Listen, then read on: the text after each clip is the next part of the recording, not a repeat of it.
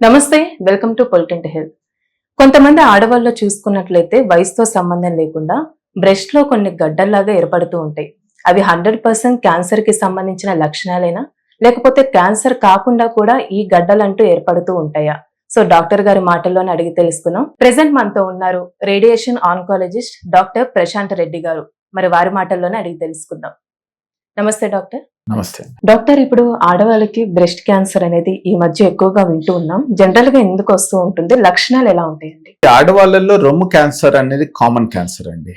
ఇప్పుడు ఇండియాలో చూసుకుంటే ఇది వరకు ఒక 20 years back cervical cancer common cancer అనేది ఉండేది. ఇప్పుడు రొమ్ము క్యాన్సర్ మోస్ట్ కామన్ అనమాట, ఎస్పెషలీ అర్బన్ ఉమెన్ లో.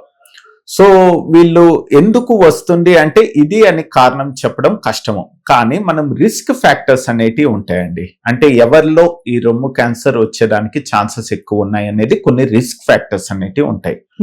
ఒకటి ఎల్డర్లీ ఉమెన్, అంటే పెద్ద వయసులో ఉండే వాళ్ళకి ఈ క్యాన్సర్ వచ్చేదానికి ఛాన్సెస్ ఎక్కువ ఉంటుంది రొమ్ము క్యాన్సర్. ఇంకోటి ఏంటంటే జెనెటిక్ ఫ్యాక్టర్స్ ఉండొచ్చు అనమాట. జెనెటిక్ ఫ్యాక్టర్స్ అంటే ఒక 10% రొమ్ము క్యాన్సర్లు కొన్ని మ్యూటేషన్స్ అనేటివి వంశపారంపర్యంగా సంక్రమించడం జరుగుతుంది. దానివల్ల ఈ రొమ్ము క్యాన్సర్ రావడానికి కారణం ఉంటుంది. అదృష్టవశాత్తు ఏంటంటే ఒక 5 నుంచి 10% వరకే. ఒక 100 రొమ్ము క్యాన్సర్ తీసుకుంటే 5 to 10% హెరిడిటరీ దీని వల్ల వచ్చినట్టు ఉంటుంది అనమాట. ఇంకోటి ఏంటంటే ఎర్లీ మెనార్కి లేట్ మెనోపాజ్ అంటారు. అంటే ఏంటంటే ముందుగానే ప్యూబర్టీ అటైన్ అవ్వడము చిన్న వయసులోనే. లేట్ మెనోపాజ్ మామూలుగా ఈ పీరియడ్స్ అనేది అరౌండ్ 45, 46, 48 వరకు ఆగిపోవాలి. కొందరికి ఏంటంటే 50, 55 సంవత్సరాల వరకు కూడా ఈ పీరియడ్స్ అనేటివి కంటిన్యూ అవుతాయి అనమాట. సో వీళ్ళు కొంచెం రిస్క్ ఫ్యాక్టర్స్ ఎక్కువ ఉంటాయి అనమాట. ఇవే కాకుండా ఒబేసిటీ, ఎవరైతే ఒబేస్ గా ఉంటారో, అధిక బరువు ఉంటారో వాళ్ళలో రొమ్ము క్యాన్సర్ రావడానికి ఛాన్సెస్ ఎక్కువ ఉంటాయి. ఇవే కాకుండా ఇప్పుడు చూస్తున్నారు ల్యాక్ ఆఫ్ ఎక్సర్సైజ్. ఇదే కాకుండా ఇంకా స్మోకింగ్ కూడా ఒక రిస్క్ ఫ్యాక్టర్. ఆల్కహాల్ కన్జంప్షన్, ఇప్పుడు చూసారు ఆడవాళ్ళు కూడా ఆల్కహాల్ అనేది మద్యం ఎక్కువ సేవిస్తున్నారు కాబట్టి అది కూడా ఒక రిస్క్ ఫ్యాక్టర్ అండి. ఇవే కాకుండా ఏంటంటే లేట్ ప్రెగ్నెన్సీ అంటారు. ఇది వరకు అరౌండ్ 20 years లో ప్రెగ్నెంట్ అయిపోయి 30 years లోపలే వాళ్ళకి చైల్డ్ బర్త్ అనేది అవుతుంది అనమాట. ఇప్పుడు ఏంటంటే ఎస్పెషల్లీ అర్బన్ ఉమెన్ లో కెరీర్ ఓరియంటెడ్ ఉంటారు, వాళ్ళు ప్రెగ్నెన్సీ అనేది డిలే చేస్తున్నారు అనమాట. 30 సంవత్సరాలు దాటాక ఫస్ట్ ప్రెగ్నెన్సీ, అది ఒక రిస్క్ ఫ్యాక్టర్ అండి. ఇవే కాకుండా బ్రెస్ట్ ఫీడింగ్ అనేది చాలా మటుకు మహిళలు చేయడం లేదు. మేబీ చేసినా కూడా ఒక వారం 10 రోజులే చేస్తున్నారు, తర్వాత వివిధ కారణాల చేత కంటిన్యూ చేయట్లేదు.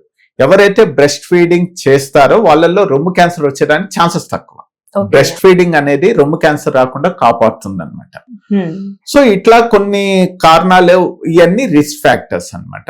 సో ఎవరైతే అంటే ఇందులో కొన్ని అవాయిడబుల్ రిస్క్ ఫ్యాక్టర్స్ ఉంటాయి, కొన్ని నాన్ అవాయిడబుల్. ఇప్పుడు హెరిడిటరీ మన చేతుల్లో లేదు, ఏజ్ అనేది మన చేతుల్లో లేదు.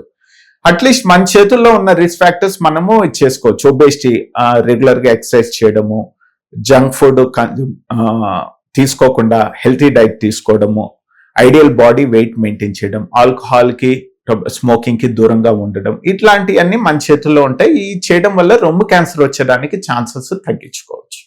డాక్టర్, జనరల్ గా చెప్పాలంటే కొన్ని కేసెస్ లో బ్రెస్ట్ అనేది రిమూవ్ చేయడం జరుగుతూ ఉంటుంది. 100% చేయాలంటారా రిమూవ్ అనేది? క్వశ్చన్ అడిగారండి. ఇది వరకు ఏంటంటే మాస్టెక్టమీ అంటారు, రొమ్ము తీసేసేవాళ్ళు రొమ్ము క్యాన్సర్ వస్తే. అదృష్టవశాత్తు ఈ రోజుల్లో ఈ రొమ్ము తీయడం అనే సర్జరీ చాలా రేర్ అయిపోయింది. అన్లెస్ ఇంక తప్పదు, చాలా అడ్వాన్స్ లో ఉంది అంటేనే చేస్తారనమాట. ఎక్కువ శాతము రొమ్ము అనేది మొత్తం తీయకుండా BCS అంటారు, అంటే బ్రెస్ట్ కన్సర్వేటివ్ సర్జరీ అంటారు అనమాట. ఆ గడ్డ ఉన్న భాగం సరౌండింగ్ కొంచెం టిష్యూ తీస్తే సరిపోతుంది. ఒకవేళ రొమ్ము కొంచెం ప్లాస్టిక్ సర్జరీ కూడా కొందరికి అవసరం అవుతుంది, దాన్ని రీకన్స్ట్రక్షన్ అంటారు. ఓకే, సో మొత్తం తీయాల్సిన అవసరం లేదు. ఆ గడ్డ ఉన్న భాగం వరకు తీసి తర్వాత రేడియేషన్ ఇస్తే that process is equivalent to mastectomy. So ఈ రోజుల్లో ఈ రొమ్ము తీయడాలు అనేది చాలా వరకు తగ్గింది. అంటే ఇప్పుడు ఒకవేళ మ్యారేజ్ కాని ఉమెన్స్ కి అయితే ఒకవేళ బ్రెస్ట్ క్యాన్సర్ వస్తే ఫ్యూచర్ లో ప్రెగ్నెన్సీ వచ్చింది అనుకోండి, అప్పుడు ఏమైనా ప్రాబ్లం అయిందంటారా? ఇది రేర్ గా ఈ రోజుల్లో మనం చిన్న వయసులో కూడా చూస్తున్నామండి. 25 years 20 బిఫోర్ మ్యారేజ్ అనేది జరుగుతుంది. ఈ రొమ్ము క్యాన్సర్ బారిన పడతారు. వాళ్ళు ఏంటంటే ప్రాపర్ ట్రీట్మెంట్ తీసుకొని అంటే it again depends on the stage అండి, వాళ్ళు ఏ స్టేజ్ లో మనకి ప్రెసెంట్ అయ్యారని. అదృష్టవశాత్ ఫస్ట్ స్టేజ్ అనుకోండి, మనకి 90% క్యూర్ అయ్యేదానికే ఛాన్సెస్ ఉంటుంది. వాళ్ళు ఫ్యూచర్ లో వాళ్ళు ప్రెగ్నెంట్ మ్యారేజ్ చేసుకోవచ్చు, ప్రెగ్నెంట్ కూడా అవ్వచ్చు, దాంట్లో ఏమీ లేదు. ఒకవేళ అడ్వాన్స్ స్టేజ్ లో ఉన్నట్లయితే దాన్ని బట్టి ట్రీట్మెంట్ ఉంటుంది అనమాట. కీమోథెరపీ ఇవన్నీ ఇవ్వడం జరుగుతుంది. అవన్నీ ఇవ్వడం వల్ల ఏంటంటే కొంతకాలం పాటు అట్లీస్ట్ 2-3 సంవత్సరాల వరకు ప్రెగ్నెంట్ కావద్దు అని మేము సజెస్ట్ చేస్తాం. So it again depends on the stage అండి. డాక్టర్, ఇప్పుడు స్క్రీనింగ్ ప్రక్రియ అనేది ఏ విధంగా జరుగుతుంది అసలు? ఈ రొమ్ము క్యాన్సర్ కి స్క్రీనింగ్ అనేది చేసుకోవాలండి. స్క్రీనింగ్ అంటే సింపుల్ అండి. ఈ రొమ్ము క్యాన్సర్ అనేది మామూలుగా గడ్డగానే ప్రెసెంట్ అవుతారు, కానీ దానికన్నా చాలా తక్కువ స్టేజ్ లోనే మనం కనుక్కున్నట్లయితే, డయాగ్నోస్ చేసినట్లయితే మనం పూర్తిగా నయం చేసుకోవచ్చు అనమాట. సో ఈ స్క్రీనింగ్ అనేది ఎట్లా ఉంటుందంటే, కామన్ ఒకటి మేము సజెస్ట్ చేసేది బ్రెస్ట్ సెల్ఫ్ ఎగ్జామినేషన్ అంటాం. అంటే ఏంటంటే ప్రతి ఒక్క మహిళ నెలకు ఒక్కసారి తన రొమ్మును తాను పరీక్ష చేసుకోవాలి. ఇది అగైన్ డిపెండ్స్ అన్నమాట. ఒకవేళ ఉమెన్ లో అదే పీరియడ్స్ ఉన్న ఉమెన్ అయితే ఎప్పుడైతే పీరియడ్స్ ఆగిపోయాక ఒక వారం దాటాక ఒక రోజు ఇది చేసుకోవాలన్నమాట. దానికి ఎట్లా చేసుకోవాలి, అట్లీస్ట్ ఒక 10 to 15 minutes వాళ్ళు స్పెండ్ చేయాలండి.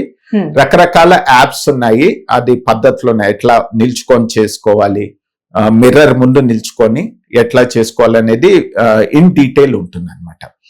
అదే పీరియడ్స్ అయిపోయిన పోస్ట్ మెనోపాజల్ ఉమెన్ అయితే నెలకు ఒక రోజు అనుకొని ఆ రోజు చేసుకోవాలి. అది దీన్ని బ్రెస్ట్ సెల్ఫ్ ఎగ్జామినేషన్ అంటారు. ఎందుకంటే దీనివల్ల అడ్వాంటేజ్ ఏంటంటే, ఒకవేళ మామూలుగా అయితే పరీక్ష చేసుకోరు కదా, ఏదైనా అనుమానంగా ప్రతి నెల చూసుకుంటారు కదా, పోయిన నెలకి ఈ నెలకి ఏదైనా తేడా ఉందనుకోండి, వాళ్ళు అట్లే పట్టేస్తారు అనమాట. కాబట్టి ఇమ్మీడియట్ గా డాక్టర్ దగ్గరికి వెళ్ళి ముందుగానే డయాగ్నోస్ చేయడానికి వీలు ఉంటుంది. ఇదే కాకుండా 40 సంవత్సరాలు దాటిన మహిళలు ఐడియల్ గా సంవత్సరానికి ఒకసారి మ్యామోగ్రామ్ అనేది చేసుకోవాలండి. మ్యామోగ్రామ్ అంటే అదొక సింపుల్ ఎక్స్రే ఎక్స్పోజర్ కూడా చాలా తక్కువ ఉంటుంది.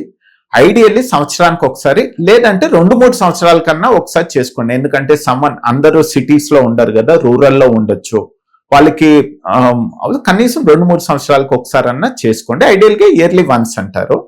రెగ్యులర్ గా చేసుకున్నట్లయితే చాలా చిన్నగానే ఆ గడ్డ అంటే చేతికి కూడా తగలనంత చిన్న సైజ్ లో ఉన్నప్పుడే దాన్ని మనము డిటెక్ట్ చేయొచ్చు అనమాట.